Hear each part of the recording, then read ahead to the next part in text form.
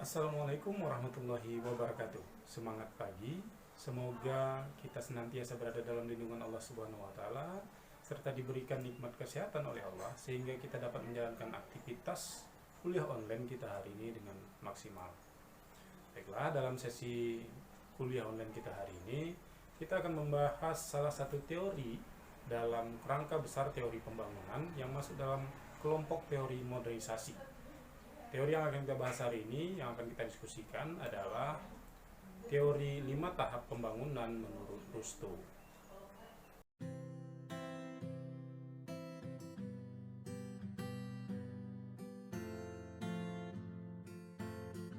Perangkat teori modernisasi berasal dari konsep teori evolusi yang menganggap perubahan sosial pada dasarnya merupakan gerakan yang dilakukan secara searah, linier, progresif, dan perlahan-lahan yang mengubah masyarakat dari tahapan primitif menuju tahapan masyarakat yang lebih maju, yang kemudian mengubah kondisi masyarakat yang awalnya beragam menjadi masyarakat yang memiliki bentuk dan struktur yang serupa.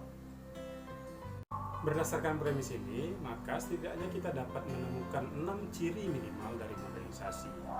Yang pertama, ciri modernisasi itu adalah modernisasi merupakan proses yang dilakukan atau berlaku secara bertahap.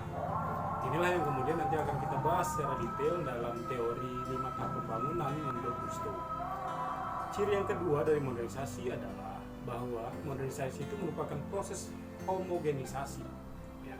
Proses homogenisasi yang kemudian membawa kelompok masyarakat yang awalnya beragam dalam proses modernisasi kemudian memiliki bentuk dan struktur yang serupa.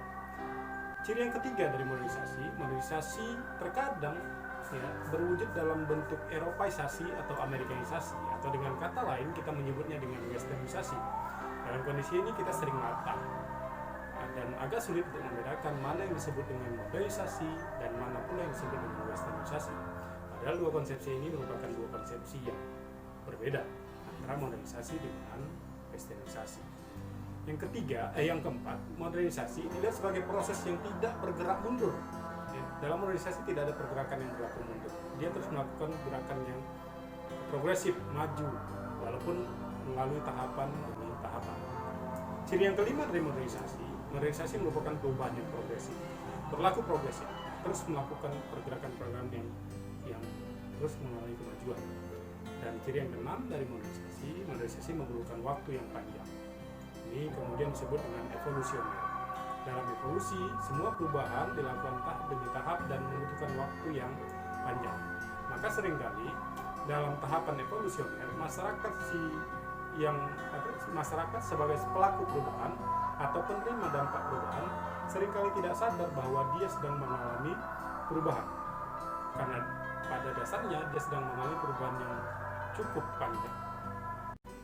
Tahap yang pertama menurut Rustow dalam teori 5 tahap pembangunan ialah tahap masyarakat tradisional. Pada tahap masyarakat tradisional, ilmu pengetahuan belum begitu layak beredar dalam masyarakat. Pada tahap ini masyarakat masih percaya pada kekuatan-kekuatan roh, pada kekuatan-kekuatan alam. Atau ini yang disebut Comte sebagai tahap teologis dalam hukum 3 tahap perkembangan manusia. Masyarakat cenderung lebih bersifat statis. Kemudian produksi hanya dipakai untuk konsumsi, tidak ada investasi dalam masyarakat pada tahap tradisional. Masyarakat tradisional walaupun tergolong lambat, tapi masyarakat terus mengalami perubahan-perubahan, bergerak untuk menuju perubahan-perubahan itu sendiri, sehingga akhirnya sampailah pada satu titik di mana masyarakat menuju pada fase prakondisi untuk lepas landas dalam proses pembangunan. Kondisi ini biasanya memang sangat dipengaruhi oleh faktor eksternal, di mana seringkali dipengaruhi oleh para pendatang yang berasal dari kondisi masyarakat yang sudah lebih maju ketimbang masyarakat itu sendiri. Nah, pada periode ini kemudian masyarakat sudah mulai mengenal apa yang disebut dengan investasi dalam pembangunan. Investasi itu bukan hanya dalam bentuk investasi harta benda, tapi juga termasuk investasi dalam hal pendidikan bagi masyarakat. Praktiknya pada fase prakondisi untuk lepas landas dalam proses pembangunan, masyarakat sudah mengenal usaha untuk meningkatkan produksi, mulai bergerak. Dalam fase ini pada fase prakondisi untuk lepas landas, masyarakat sudah mulai mengenal apa yang disebut dengan produksi dalam proses pembangunan. Masyarakat sudah mulai melakukan perilaku-perilaku dalam melakukan peningkatan usaha produksi. Inilah yang kemudian juga disebut sebagai investasi yang dilakukan oleh masyarakat pada fase prakondisi lepas landas dalam pembangunan. Pada fase lepas landas, hampir tidak ada lagi halangan yang begitu berarti yang mampu menghambat proses pembangunan itu, menurut Rostow dalam tahapan ketiga. Pada tahapan lepas landas, masyarakat sudah mulai mengenal mesin dan alat-alat produksi. Halangan-halangan yang terjadi sebelumnya pada fase prakondisi lepas landas atau pada fase tradisional hampir sudah tidak ada lagi. Unit-unit usaha mulai tumbuh, investasi sudah mulai berkembang, bahkan investasi yang dilakukan oleh masyarakat sendiri sudah mengalami pertumbuhan 5-10% dari pendapatan nasional pada masyarakat di fase ini. Pertanian sendiri sebagai salah satu sektor usaha massal yang dimiliki oleh masyarakat kemudian menjadi unit usaha yang dilakukan secara komersil dan kemudian dapat memenuhi segala kebutuhan hidup masyarakat berkaitan dengan produksi pertanian. Meskipun tahap lepas landas disebut sebagai tahap yang cukup progresif dalam tahap pembangunan karena memang hampir tidak ada hambatan yang begitu berarti seperti tahap pembangunan sebelumnya, tapi tahap ini juga disebut sebagai tahap yang cukup kritis dalam tahapan pembangunan. Untuk itu, maka negara harus hadir secara otonom dalam rangka membangun struktur ekonomi nasional yang kuat. Dalam rangka membangun struktur ekonomi yang kuat ini, Rostow kemudian mengemukakan setidaknya ada 3 cara yang dapat dilakukan oleh negara dalam membangun struktur ekonomi yang kuat itu. Yang pertama, negara harus mampu menggali dan menambah investasi melalui kebijaksanaan pajak. Maka unit usaha yang mengalami pertumbuhan yang cukup bagus kemudian diwajibkan kena pajak sebagai penambahan devisa terhadap negara. Yang kedua, menurut Rostow, dalam rangka membangun struktur ekonomi nasional ini, maka kemudian dikemukakanlah dana dan investasi yang juga dapat diperoleh melalui lembaga keuangan. Lembaga keuangan ini kemudian bisa dari bank, bisa melalui pasar modal, bisa melalui obligasi pemerintah, atau dari unit-unit keuangan lainnya.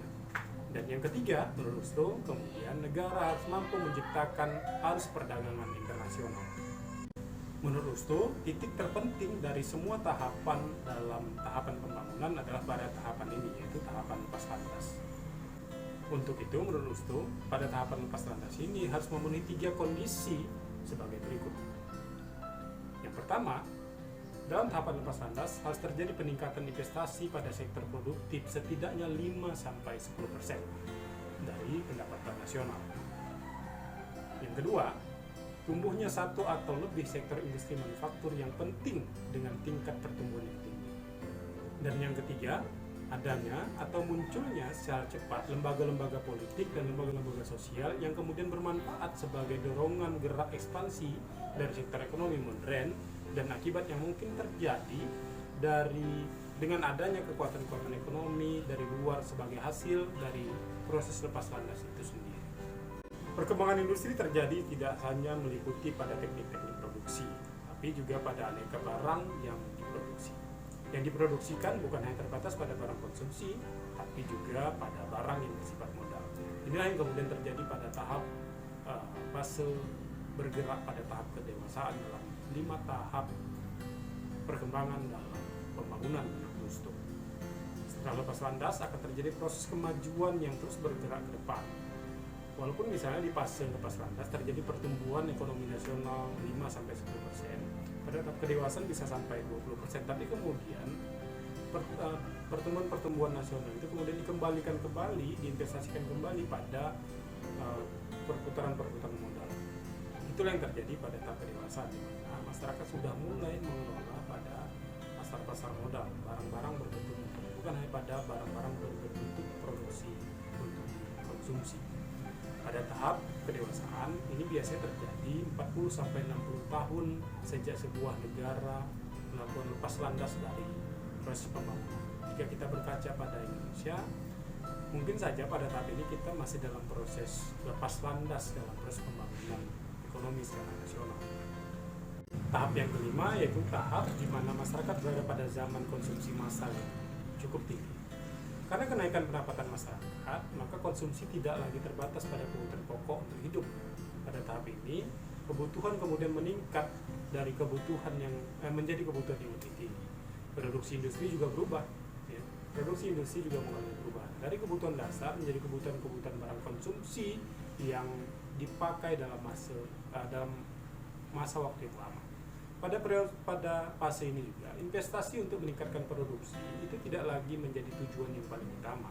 Sesudah taraf kedewasaan dicapai, kemudian surplus ekonomi juga terjadi akibat proses politik yang terjadi, kemudian dialokasikan untuk kesejahteraan. Sebuah proses yang berkesinambungan.